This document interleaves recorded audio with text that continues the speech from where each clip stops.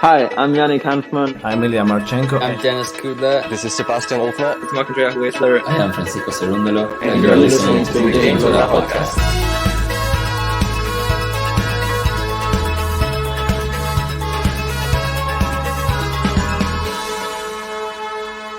Hopefully you enjoy it.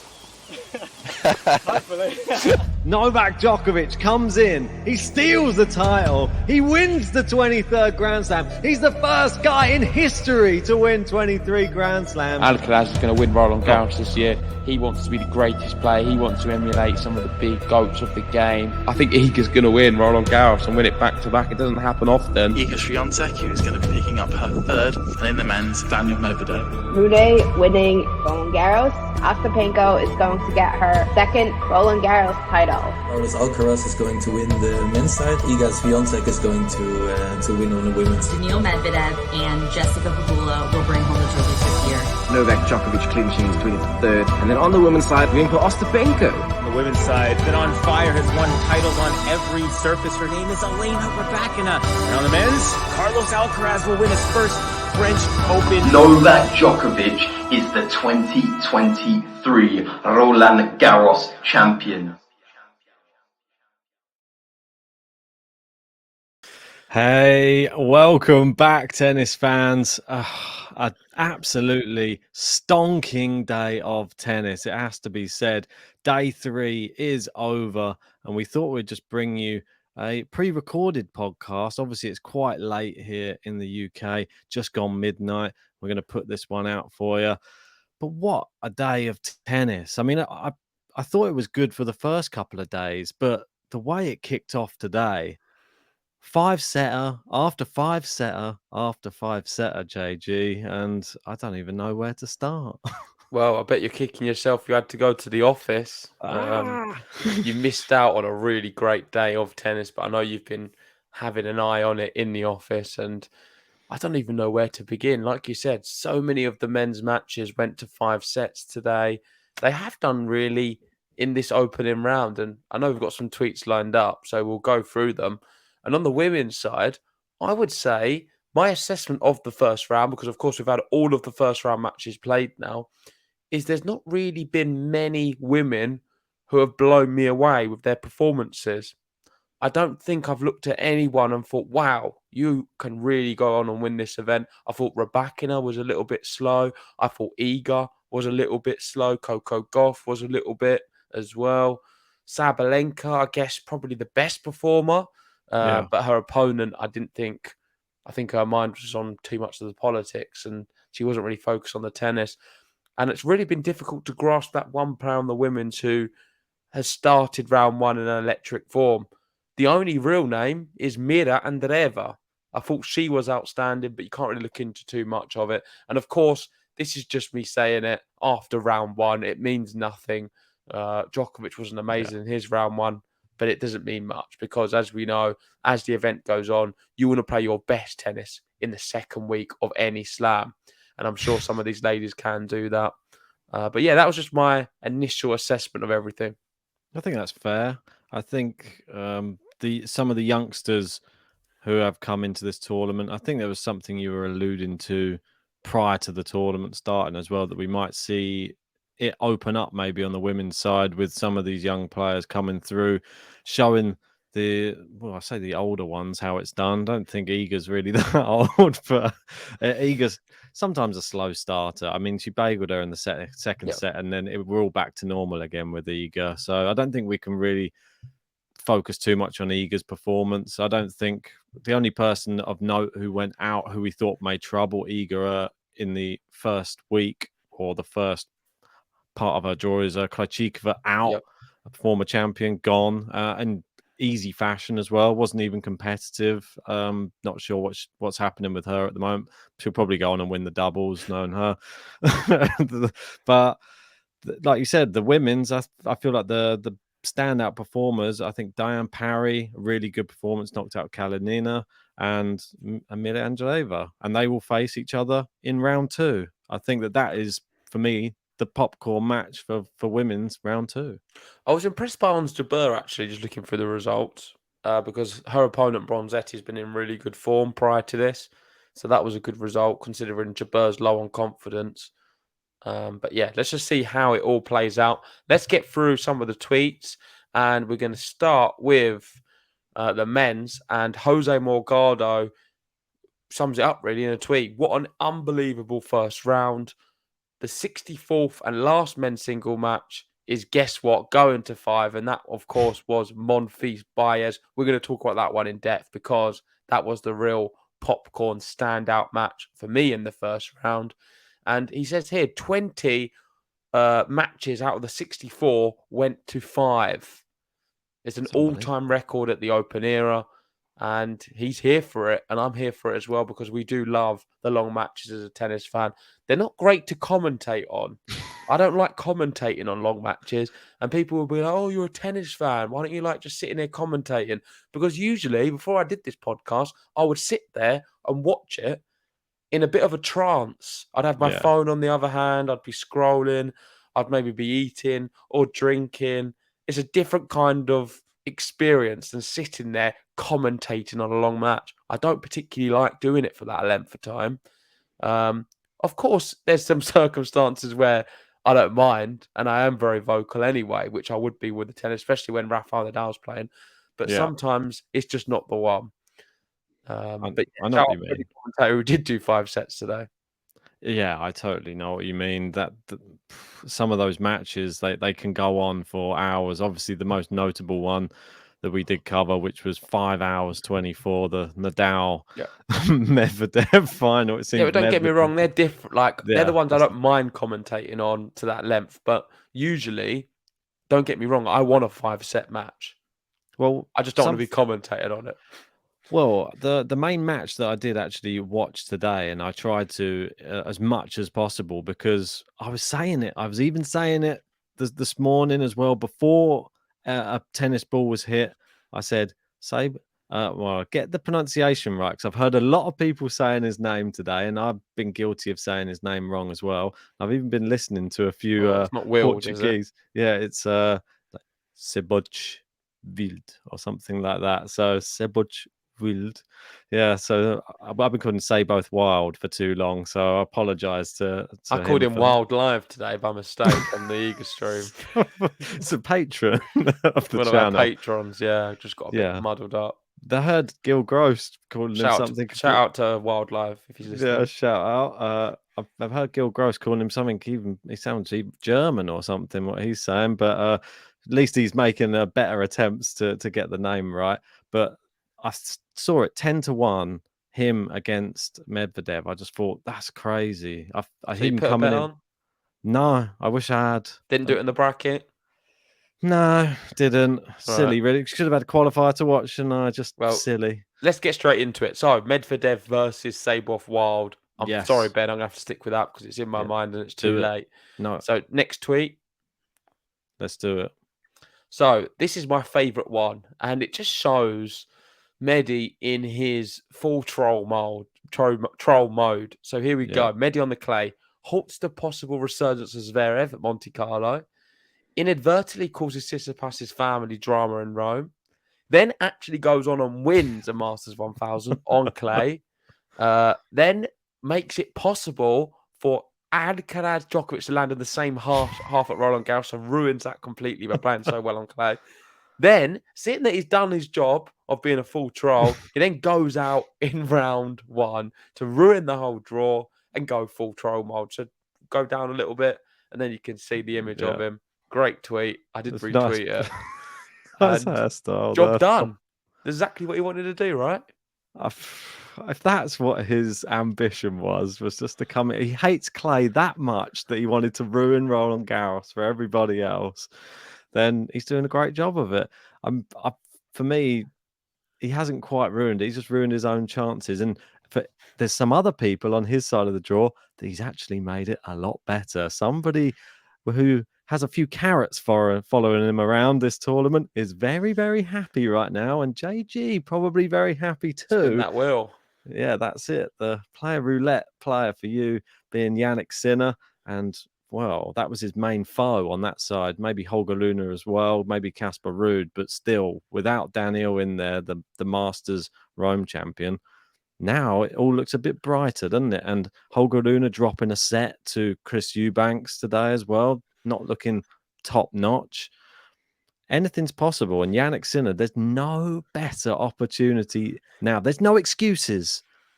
Now is the opportunity. So I don't like what you're doing. You're putting pressure on him, Ben. You're being a bit nasty, aren't you? I think the Carrots are putting the pressure on him. They're everywhere. They're making. We had him in our live chat. We had to ban them, but they're out there all dressed as carrots. The Carotas. It was genius. But that match today, from what I was watching of it, I thought Medvedev said it himself. He struggles to get power into his shots a lot on this surface. And the one thing that's like Seboth Wild was doing was it was brilliant. I thought that he just looked like your perfect clay court player out there. He's a grinding player. He's got powerful shots, and he just played much better in the longer rallies. I felt he was dominating Medvedev in a lot of these rallies, and it took a lot of grit and determination to get it over the line because he's not easy to finish off Medvedev. No. But well, Medvedev did speak about the balls, and he complained, saying that with these balls, it's very difficult to strike the ball hard. And he said players like Alcaraz, Tsitsipas, they're going to benefit a lot from using these balls, but they're the worst possible ones for him because it's all about the wrist action. And someone who can generate a lot of power through the wrist will do well in this situation. And he feels like he's not one of them. Another tweet from him, or quote from him, which has been put into a tweet, is a little bit more comedic, a bit more Medvedev. And that is, every time the clay court season ends, I'm happy. I don't know if people like to have clay in their bags, in their shoes, the socks, white socks. You can throw them in the garbage after clay season. Maybe some people like it. I don't. Wow, who likes having just like stuff you have to throw away? I mean, when we spoke to Francisco Cerundolo, he said that to you. He's like, "Oh no, just have to chuck them away. You can't reuse any of the clothes that you wear in clay court season. They're just gone, just stained." Unless they're a memento of a really great match, why else would you keep them? Just all these really horrible stained white socks. Is that enough of a reason to hate the clay courts, Ben? No, I like them. But the one thing that... Is $70,000 not enough to buy a pair of socks? You would think so. You think you'd have more than enough to be able to buy. Forget that prize money just for this. What about the extra other millions in the bank? Well, that's exactly right. I mean, the one thing which is obviously like a little bit surprising is the style of play that he loves to do, which is this like gritty, grindy, just loves a long rally. It just didn't really work like today in that match. He was very close, let's be honest. He's not like he got smacked out the park. It went to 5, it was tight, only one breaker serve in it, and it was fine margins, and he come up against a player who's in inspired form on the clay courts, who I think can trouble a lot of other players in the draw who are also high seeds. So I don't want to be too harsh on Medvedev's play today. I think you just come up against someone in good form, and maybe he wasn't quite at it. The warning signs were there in the final round of qualifying. Like he'd won, I think now he's won 26 out of his last 30 matches on clay. And to beat like Dominic Kopfer, double breadstick in the final round of qualifying, he was in great form as well. He'd won about 20 matches on clay this year as well. That, for me, was the warning sign for Medvedev. And I think he knew that it was going to be a really tough match, just proved to be. And we were talking about him when he won that his only ATP Tour title. We said that he's going to push on from this. He's probably going to be an incredible player, and he just dropped off massively, unfortunately, after that. Well, he's got that domestic abuse case sort of lingering around him, and people asking him about that in the press room as well. Yeah, I don't know much about it, so I'm not going to comment. But same. Never good when you're being known for more things outside the court which are negative than all the positive things he does on it. Most definitely. Very, very sad that that's the thing that is coming up. But this is the world. You're in the media, so you've got to keep yourself squeaky clean, really. But let's move on from that and move on to the next one. And this one, interesting. It's sort of like a segue, moving on to the other 5-set match, which finished the day. But this one's sort of like the in-between.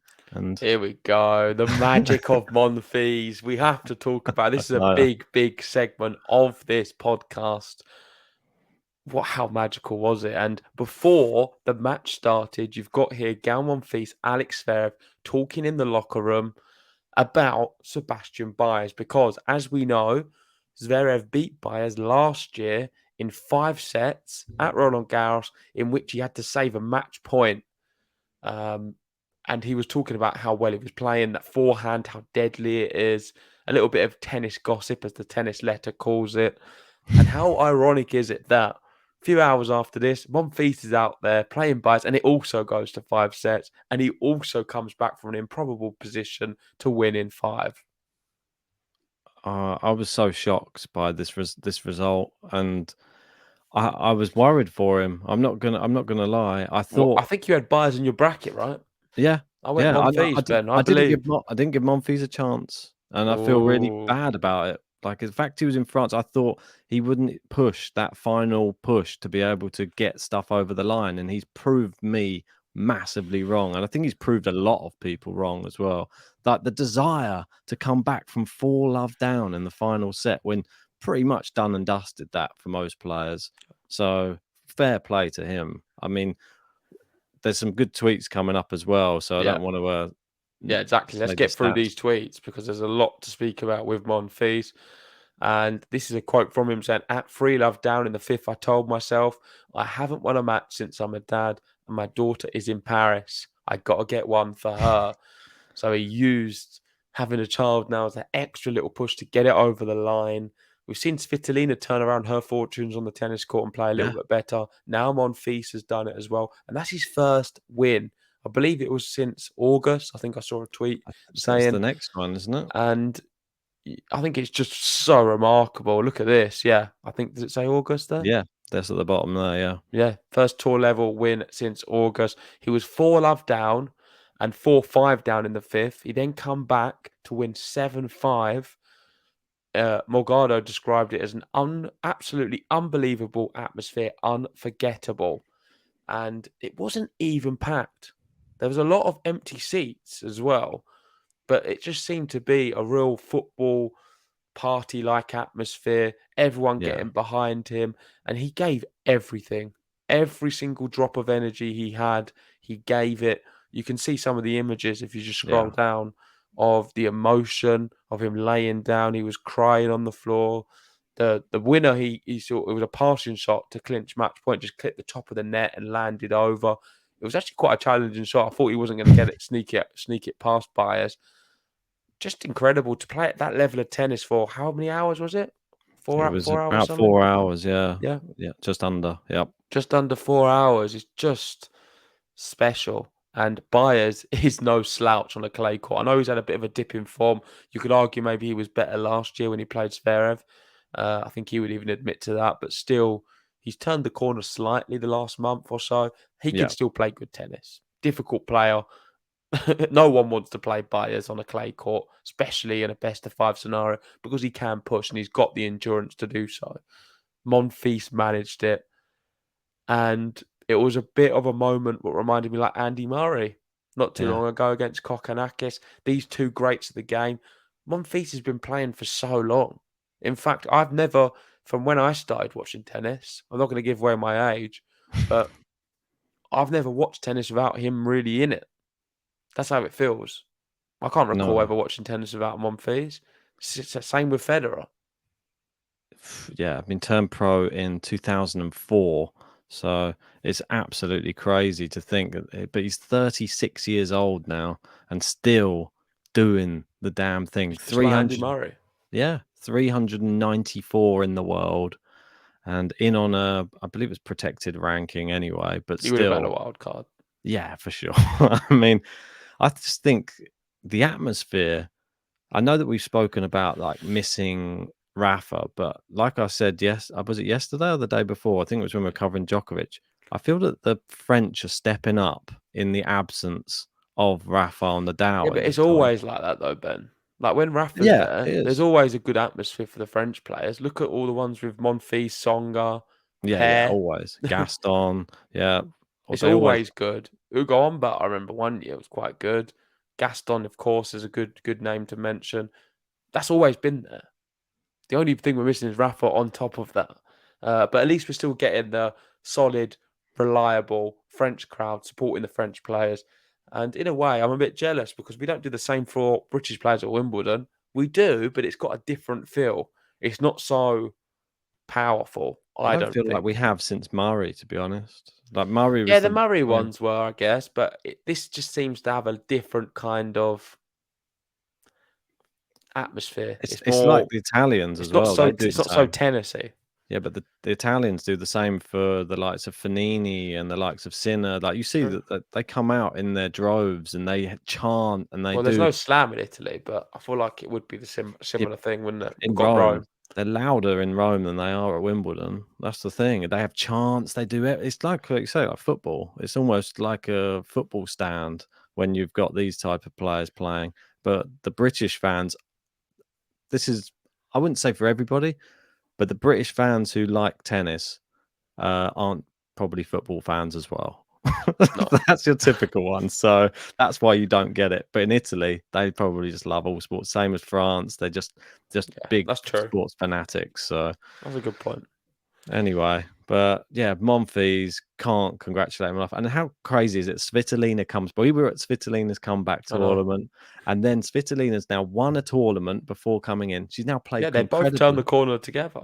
It's incredible. What a lovely story. I mean, they've had their child, and now they're both back on the tour and playing well. Brilliant. Well, who's he got next in the? Who's he got in the next match? Holger Rune.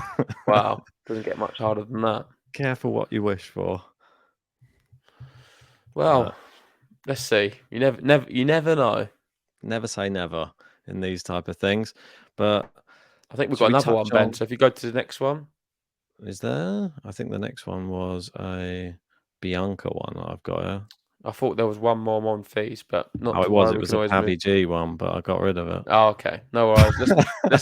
Let's move on to the next segment then. All right. So the next one was we were going to speak about Bianca Andreescu. Did you want to speak about any more of the 5 sets on the men's, or should we come back to them? We can just mix it up. It's fine. All right, Let's just speak about Bianca because she put this tweet out saying all heart. She's had a really tough couple of years. You could probably extend that really since the triumph at the US Open. Yeah. So many different injuries. The one recently where she was sort of wheeled off the court. It was horrible. Screaming in agony. Sort of, I forget what it was. Was it ankle she rolled? Yeah, ankle. It just seems to be endless with her. So it's nice to just see a little bit of fortune and her doing well on a clay court. Is it her surface? Probably not. Can she do well? Definitely can. Her heart seems to be a little bit more in tennis now. She did lose a bit of the love for the sport. Covey did an excellent job covering this match, and it did live up to it. It went all the way to 3 sets.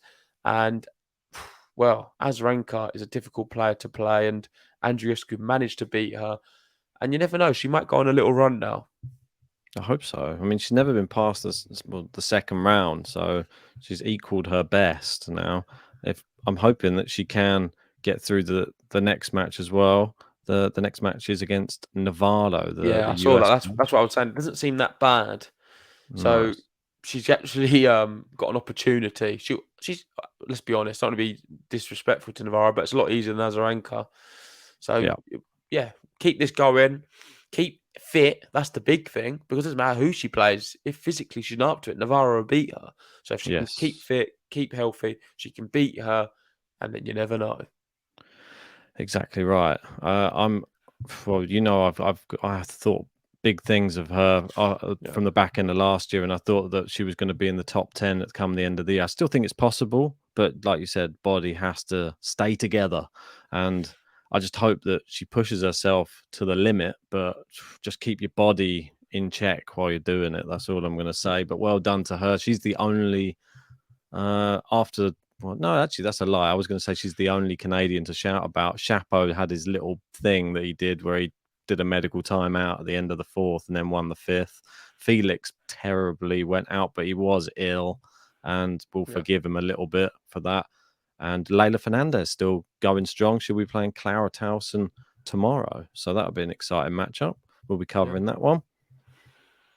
Right. So I just want to touch on some of these other matches. I've just got a list of some of the results. So let's just go down and just have a look who's going through. We've got Jarry going through really comfortably. This one. Well, Jarry's on a mad bit of form. I don't know if you Yep. can skip past him like that.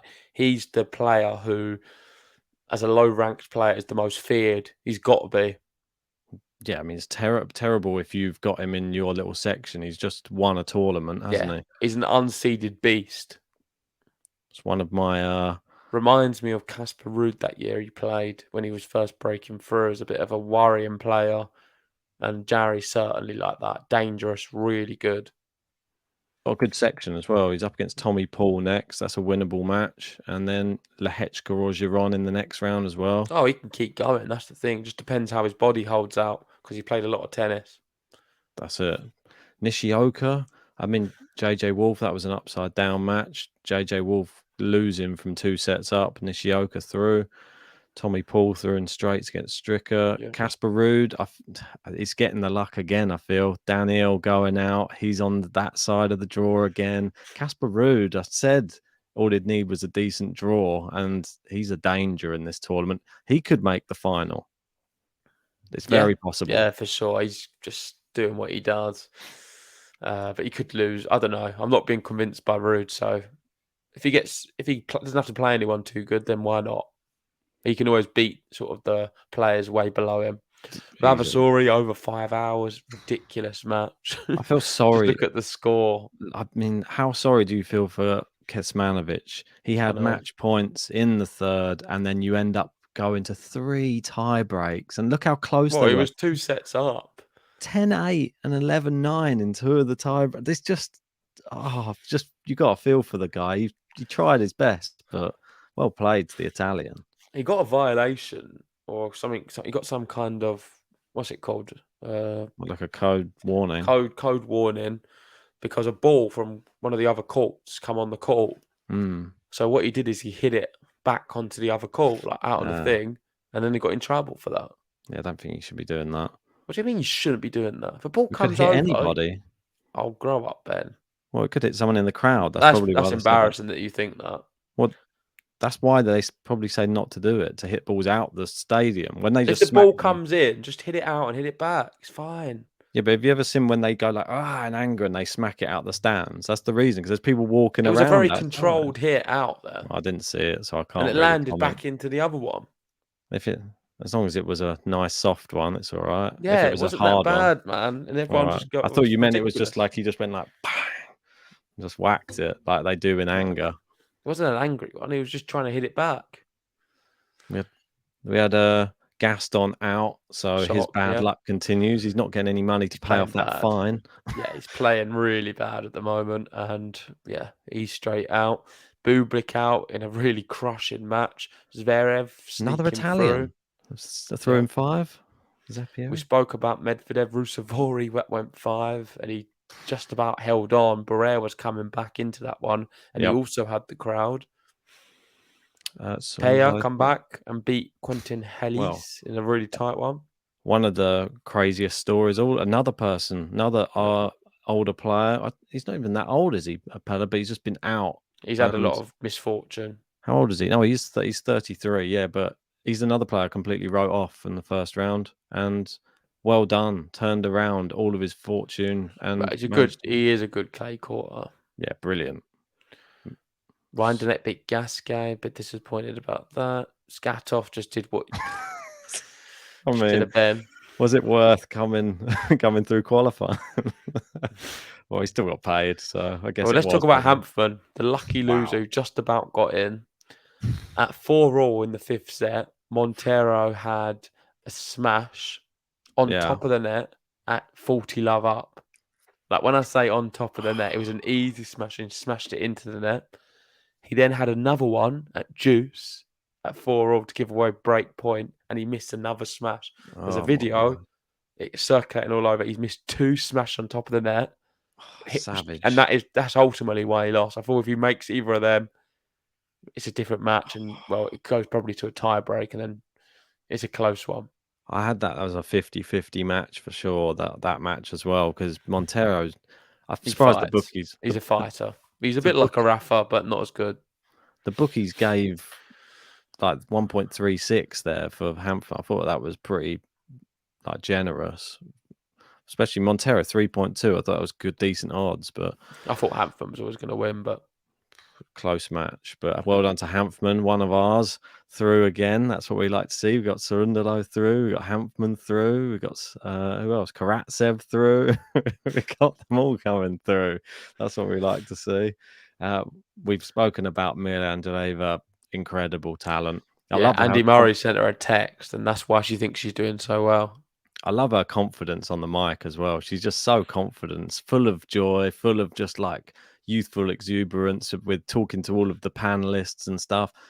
A great personality. So fantastic. Yeah, Kathy told me to watch a few videos of her on the mic, and definitely, I did watch it. And she's great.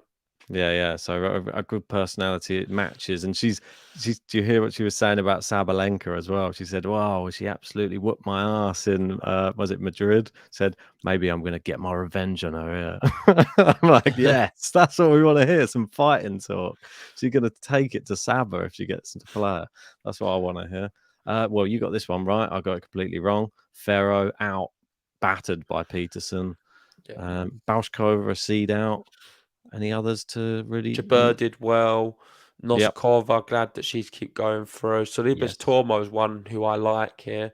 Who, I knew she was going to win. I think she could make she could go for a few rounds for sure. It's a weird match, that one. I had my eye on that one because I thought Burrell may cause the upset, but she didn't. The only thing, the reason she could is because she's French.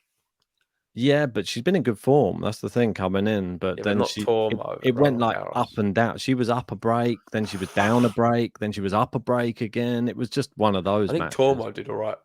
I don't know if it was last Roland Garros or the one before. She likes it here. Yeah, she's very good. Sestaya out. Paolini. That's good for me. Pick that one. And Rybakina through. I mean, wasn't convincing, but she just did enough. I saw the stats for that one. And I saw that Rybakina, like the winners to unforced errors, 33 winners, 26 unforced errors. And then it looked like Fravitova was just keeping it in play, like 11 winners, 22 unforced errors. So she obviously was just getting out hit. It's not terrible. I mean, no, it's pretty good. Was worse. Despite the way despite the scoreline there, Igor I thought was a bit suspect in that first set. Probably the worst I've seen her play this year.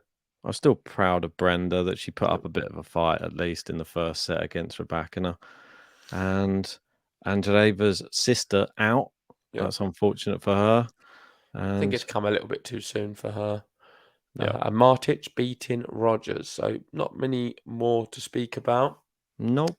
And that's our summary of all of the round one results. Let us know what your thoughts are in the comment section below. Me and Ben are going to be back, I guess it is today when this comes out, for more tennis action. We are into round 2 now. So the draw's been cut in half for the men's and the women's. We're going to be covering as many matches as we can. The big one tomorrow is going to be on Centre Court in the evening, under the lights, Novak Djokovic. We've got Tsitsipas starting in the morning, Offner, someone who you're going to see on all of our intros, Carlos Alcaraz in action. On the women's, Vondrousova, someone who's Ben's got going very far. Stearns is a very popular one in our live chat. She's got Ostapenko. Might be worth covering if we can find someone to do so. And then a real classic with 2 young guns, 2 players I like, Towson or Fernandez. That is a real bracket decider for me. Or if you like the Belarusians, we have Sabalenka, Shimanovic. Yeah. Some really, really good matches on tomorrow. I'm looking forward. Alcaraz will also be gracing the courts as well tomorrow. But yeah, Blinken, you might miss him. That's all I'd say. He does look good. Very good. Anyway, let's wrap this one up. Make sure you've hit the like button, subscribed if you're new, and join us for the matches. Come on. See you tomorrow. Vamos, Carlos.